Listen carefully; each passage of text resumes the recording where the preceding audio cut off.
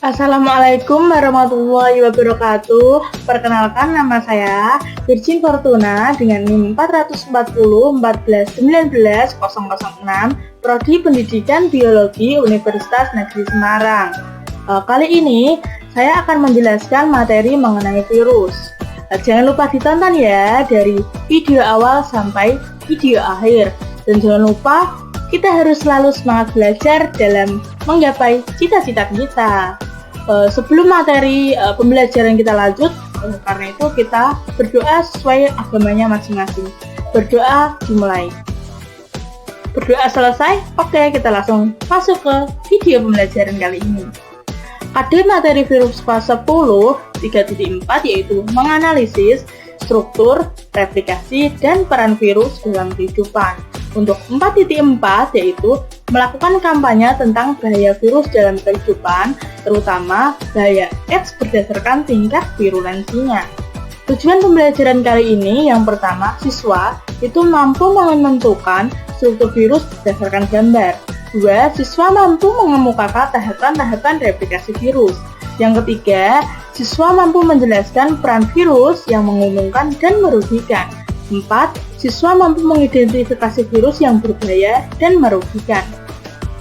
Pernahkah kalian mengalami flu? Jika pernah, apakah penyebabnya?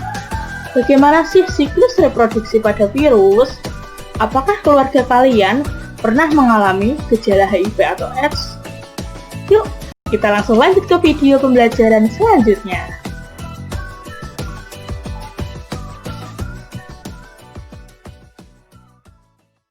Selanjutnya, kita akan mempelajari mengenai bagaimana struktur, replikasi, dan peran virus dalam kehidupan. Ada 4 macam jenis virus. Yang pertama adalah virus berselubung, yang terdiri dari reseptor virus, materi genetik, kapsid, dan kapsul virus. Yang kedua ada virus kompleks yang terdiri dari kapsid, selubung ekor, dan serabut ekor. Yang ketiga ada virus helix yang terdiri dari asam nukleat, kepala, dan juga selubung.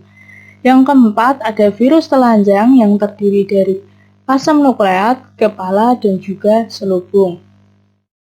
Selanjutnya adalah replikasi pada virus. Pada tahap ini ada 2 reproduksi yang dilakukan virus, yaitu litik dan lisogeni. Virus itu berukuran mikroskopik, kehidupannya berada di perbatasan antara makhluk hidup dan benda mati. Karena virus hanya dapat hidup jika dia menginfeksi atau parasit pada sel hidup lainnya, seperti parasit pada bakteri, tumbuhan, hewan, ataupun manusia. Jika virus berada di luar sel inangnya, dia dapat mengkristalkan diri. Saat tubuh virus mengkristal, dia tidak dapat berkembang biak, bahkan dibiarkan di cawan Petri pun seperti bakteri tidak bisa. Namun, saat kristal virus bertemu dengan sel hidup yang sesuai, maka virus akan hidup kembali. Kenapa seperti itu? Karena virus menggunakan peralatan pada sel makhluk hidup itu untuk bereproduksi, sebab virus tidak bisa melakukan metabolisme sendiri. Misal, kita ambil sel inangnya adalah bakteri. Pada mulanya, virus melakukan penempelan ekor virus pada sel bakteri. Virus mengidentifikasi bagian luar sel bakteri dan melarutkan enzim penghancur sehingga terbentuk lubang dinding di sel inang. Virus melakukan penetrasi DNA, kemudian DNA virus melakukan replikasi DNA, lalu DNA virus melakukan sintesis protein menggunakan bahan dari sel tubuh bakteri untuk dijadikan bagian-bagian tubuh virus tetapi secara terpisah. Kemudian virus merakit tubuhnya menjadi utuh dalam satu sel bakteri, bisa mencapai ratusan virus. Kemudian virus akan memproduksi enzim lagi untuk menghancurkan sel bakteri sehingga sel bakteri pecah dan virus keluar untuk menginfeksi bakteri lain.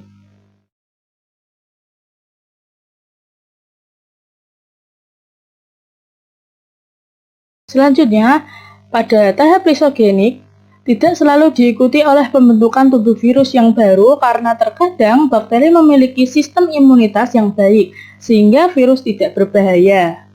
Seperti tahap sebelumnya, virus melakukan adsorpsi, penetrasi, perakitan, kemudian penggabungan, yaitu DNA virus dan bakteri, pembelahan DNA virus digandakan, sintesis, dan litik.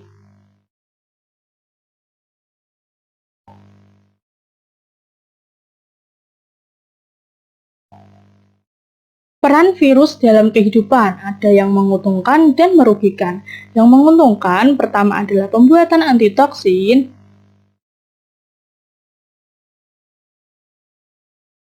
Yang kedua adalah melemahkan bakteri, yang ketiga memproduksi vaksin. Peran yang merugikan yaitu penyebab penyakit pada pertama adalah manusia, seperti flu maupun AIDS, pada hewan seperti rabies, pada tumbuhan yaitu TMV. Berikut gambar-gambarnya, peran virus yang menguntungkan maupun merugikan.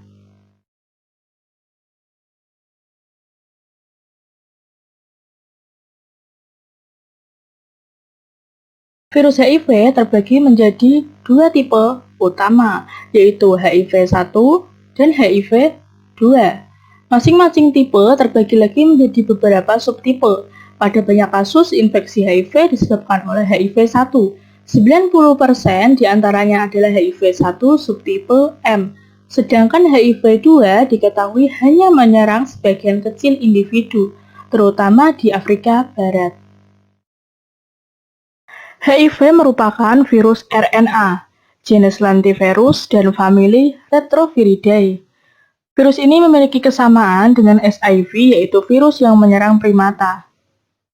Struktur virus HIV nantinya pada inti itu terdapat kapsid, yang mengelilingi materi genetik berupa RNA. Kemudian ada envelope, yaitu selubung luar dengan struktur utama berupa kompleks glikoprotein terdiri dari GP120 dan GP41. Kemudian, di dalamnya terdapat sejumlah enzim, bisa berupa enzim integrase dan protease. Ada banyak genom pada HIV, tetapi pada kali ini saya akan membahas 3 genom utama HIV. Yang pertama, ada gen GAG, merupakan gen yang menghasilkan poliprotein. Kemudian yang kedua ada gen POL, yang mengkodekan protein berfungsi sebagai enzim berperan dalam proses replikasi virus. Yang ketiga ada gen ENV, yang mengkodekan protein envelope. Tahap siklus replikasi pada virus HIV. Yang pertama, pengikatan antara virus HIV dengan reseptor CD4. Yang kedua, ada proses uncoating dari kapsid virus. Yang ketiga, RNA virus ditranskripsikan menjadi DNA provirus. Yang keempat, DNA provirus diintegrasikan genom inang. Genom dalam sel inang ini dapat teraktivasi sehingga menghasilkan mRNA virus, yang kemudian diikuti oleh sintesis protein dan replikasi dari RNA virus menjadi virus HIV.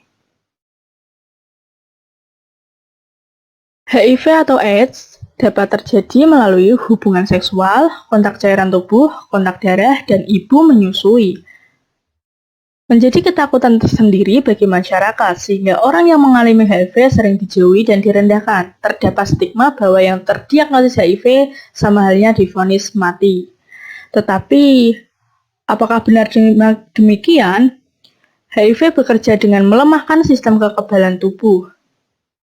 Virus ini bekerja perlahan dan sulit dideteksi gejala awal, dan hanya dapat diketahui dengan tes laboratorium pada tes awalnya.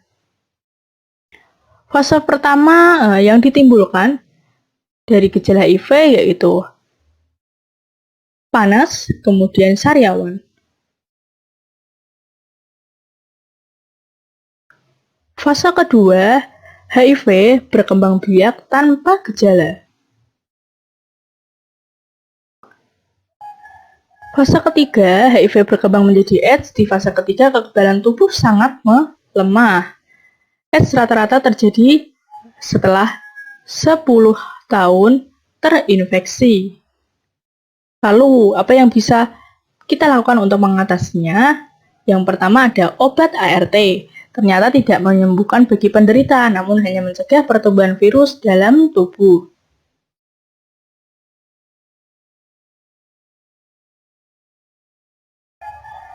Sejak adanya obat ini, harapan hidup penderita HIV dapat menjadi sama dengan orang normal. Salah satu contoh pasien HIV yang terkenal adalah Magic Johnson, pemain basket Amerika Serikat, di mana dia dari 91 sampai 2018 masih giat menjadi aktivis HIV. Dan dia tidak memiliki keluhan medis karena dia mengonsumsi obat secara teratur. Pasangan yang positif HIV tidak langsung ditakdirkan mempunyai anak penderita HIV. Hal ini dihasilkan dari pengobatan yang membuat jumlah virus cukup rendah untuk tidak menginfeksi janin.